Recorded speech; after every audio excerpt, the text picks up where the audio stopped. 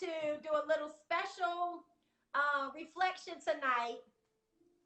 This week marks the 1 year anniversary of my domestic violence vigil speech that took place last year. And it was my first time sharing my story publicly. I'd always been somewhat ashamed and really embarrassed and never really wanted to share that part of me because I thought that it made me look tainted. It made me look like, you know, like darkened or put me in a dark light. And I always wanted to be like positive and cheerful and all that stuff, sort of thing, and friendly and just welcoming. I never wanted to like cast any like bad light or shadows on me or whatever. So I never really told people, only my close family and friends. So anyway, last year I had been working with a domestic violence support center, and I had been speaking with this lady, and I told her all of the workshops that I wanted to do and things that I wanted to do, and she welcomed me with open arms, and we started our workshops and doing our beauty, you know, much like what we do tonight. We did beauty, we did self-care, we did self-love. And one day I was speaking to her, and I said, you know, I just want to tell you, this is really near and dear to my heart, just between you and I. You know, I actually was in a relationship as well where there was domestic violence. But, you know, I don't really like to talk about it. I just, you know, but this is why I really love doing stuff like this. And I mean, the lady just looked at me and was like, and I was just like, what? And she's like, you have to tell your story, which will help other women heal. And I never really thought about it like that because I just always just was, like I said, was embarrassed about it. So when she told me that, she also asked me if I would speak at the domestic violence vigil that year. That and they're having it this week as well. She asked me if I would speak, and actually, this is so funny. I was like, this is kind of interesting. This is the dress I wore. Of course, I had the zipper all the way down. I know how to act, okay, people. I know how to act. I had a zipper all the way down, and I did my speech in this dress. So I thought it would be funny to do a reflection. My daughter's laughing at me. You know, they know I just keep it real, you know. So anyway, I want to do. I actually thought it'd be kind of cool to redo, you know, the speech over again. So I just want to kind of give a little bit of the background of this speech. So when I refer to this as I want to reflect on the speech that freed me, because since I went public with my story, I really felt like a weight had been lifted off of me, and so I just wanted to really reflect on that. So what I did at the vigil, I really spoke to the people there, and I know a lot of people that are watching tonight, they were actually there, and I really appreciate the continued support from everyone, especially my family and friends. So basically, this is what I said, that I'd let everyone know that, you know, I was very nervous because this was the first time I was sharing my story publicly. And I was doing so in the church. This was so funny. I thought this was so amazing how God really lines things up, and he really like puts things so deep in your spirit. Little things that other people really resonate deeply with you, right? And so what I was reflecting on that night was I was actually asked to do this speech in the church where I had been baptized earlier that year. I had been baptized in January. And the church actually didn't have really anything to do with the vigil other than it was the location where the vigil was being held. So I thought this was very significant that I would be placed on the same stage to speak, you know, 9 months later after I had been baptized, pretty much like on that same stage. So I was talking about there was a pool down right below you know, right as you step down the stage. That's where you went to get baptized. But we were standing in the back, on the back of the stage, waiting to get escorted down. And I say last year, this is what I said. I was standing there on this very stage, thanking God for his glory and his mercy, and thanking him for sending his Holy Spirit, which I could inexplicably feel throughout the atmosphere and stirring within me. That's when the Holy Spirit spoke to me and said, the devil wanted to kill you. And then he continued on to say, but I wouldn't allow it. because I have something for you to do. In that very moment, when I was backstage at my church, I kneeled down in reverence and I put my face to the ground to bow before God, thanking him for saving me. And it was right then that I accepted the task that he had placed over my life, whatever that was. I accepted it on that very stage, that very night. The stage that I was standing on delivering this speech a year ago this week, right? The significance of the divine connection between that night and the night in which I was giving this speech was not lost on me, for I know it was not a coincidence. The question that would ring in my head over and over again, what is it, Lord? What will you have me do? For days, for weeks, for months, the question would repeat in my mind. But now it is clear. My purpose is clear. Standing before you tonight, and this was, you all know, a year ago, I am living out my purpose. You see, I am also a survivor of domestic violence. When I first began that relationship a little more than 20 years ago, I was young, confident, and full of life. I was an exuberant, fun-loving person with a radiant spirit. But as a result of the mental, emotional, and physical abuse that I suffered for a long period of time, I walked away from that relationship with low self-esteem, feelings of unworthiness, feelings of inadequacy, and essentially no self-worth. In fact, I had never felt so empty and so low in all of my life. I just couldn't seem to come out of the darkness and out of the self-loathing. It lasted for quite some time. But I remembered who I used to be.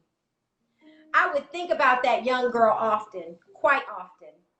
It was when I couldn't endure the mental anguish of remembering that girl any longer, I decided that I wanted to be her again. Yes, I would be the person that God created me to be. So I did the work.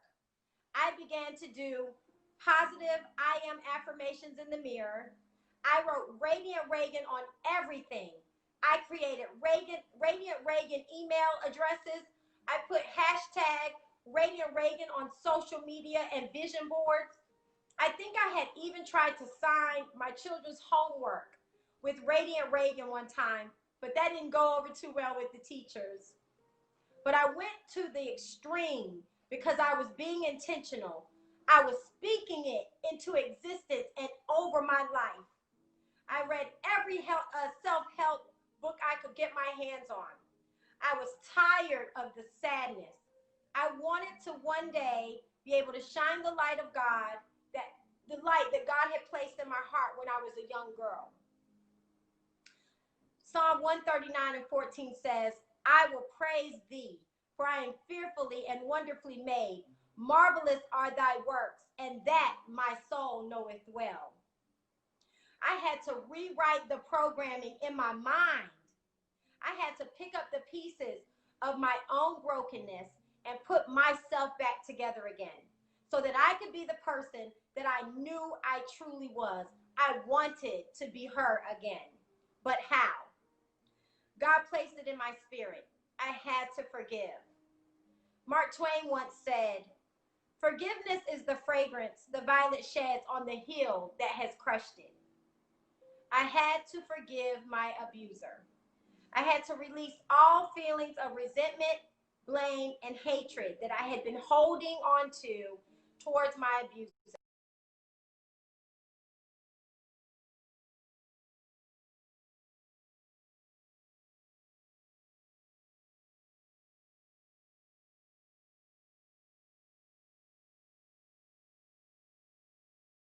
In fact, it actually took some years. But I knew it was necessary for my own healing. You see, forgiveness is a gift you give yourself. As time went on, I still felt stuck.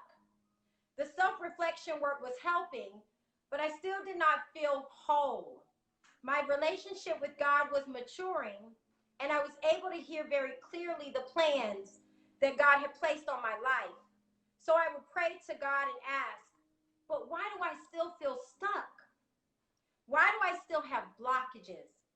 The answer that he gave, I simply did not want to hear. I was not ready. The Holy Spirit kept whispering 2 words to me. And every time I heard those 2 words, I would turn away. I did not want to do what God was speaking into my spirit. God said to me, forgive yourself. But I did not feel worthy. I did not feel worthy of my own forgiveness. I blamed myself for my abuse. Somehow I believed that the abuse was my own fault, or that I allowed it because I was not strong enough to leave. I was continuing on the dialogue of my abuser with negative self-talk. I was continuing my suffering by punishing myself with unforgiveness. I fought it for as long as I could, but I grew tired. When I couldn't fight it any longer, I surrendered to God's will. Because how many of you all know that God will always win? So I did it. I forgave myself. I told myself, Reagan, you are not to blame. It is not your fault, and I forgive you. I showed myself so much kindness, compassion, and empathy. The virtues that I so gladly gave to others, I finally gave to myself. I began to pour into myself for the first time admiration, appreciation, self-love, and gratitude for my own journey through God's divine transformation, which has made me the woman that I am today. I am Radiant Reagan. Romans 12:2 says, and be not conformed to this world, but be ye transformed by the renewing of your mind, that you may prove what is that good and acceptable and perfect will of God. So I want to say to all of you present today, remember I'm at the Domestic Violence Vigil last year saying this speech, right? I want to say to all of you present today, and I say it to all of you as well, there are no victims in this room, right? There are no victims all across the screens and all the devices and chat rooms and live feeds. There are no victims in this room. There are only victors. We are all survivors. Be proud of who you are. You are still alive for a reason. To shine your light for all to see. Tell your story. Free yourself, just as I have done tonight. Show others how God brought you out of the darkness and out of your pain and out of your suffering and blessed you with new life and new purpose, just as he does a butterfly emerging from its cocoon. Ladies! Come on, come on, come on, come on. Ladies! Isn't it a beautiful thing that we don't look like what we've been through? Woo! Yes! All right, and then so at the end of the speech, I told everybody how I was so thankful for being able to share my story for the first time. Of course, y'all, I was not this bold. I was not this courageous. I was not able to really command the stage.